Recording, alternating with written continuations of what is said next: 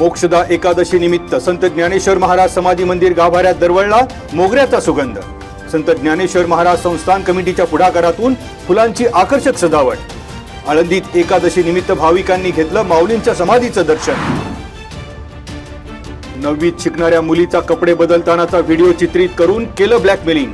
14 वर्षाच्या मुलीवर अत्याचार करणारे दोघे भावकीतील, एकाला बेड्यात दुसरा पोलीस कोठडीत। राजगुरुनगर पंचक्रोशीत नातं आणि भाऊबंदकीला काळीमा फासणारे कृत्य। मुलगी गरोदर राहिल्यानंतर ब्लॅकमेलिंगचा भांडाफोड। कुरुळी येथे पुणे नाशिक महामार्गालगत गॅब्रियल इंडिया कंपनीत निर्यातदारांचे एक दिवसीय संमेलन।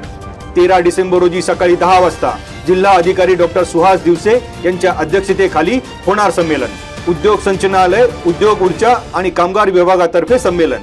जिल्हा उद्योग केंद्राचे महाव्यवस्थापक खुशाली साने यांची माहिती।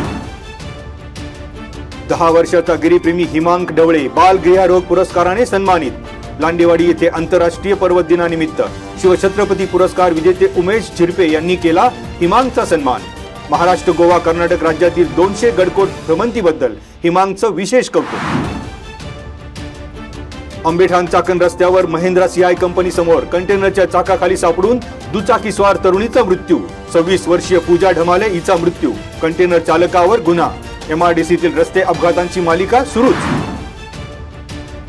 मांजरेवाडी गावात सरपंच अनिता मांजरे यांनी केलं कृषी कन्यांचं स्वागत। पुढील 4 महिने गावकऱ्यांना मिळणार शेतीविषयक मार्गदर्शन।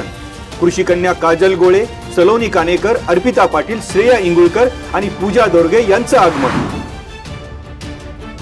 खेड तालुक्याच्या पश्चिम पट्ट्यातील कातकरी वस्तीमधील गरजूंना मोफत कपडे वाटप। राजगुरुनगर येथील माऊली सेवा प्रतिष्ठानचा समाजाभिमुख उपक्रम।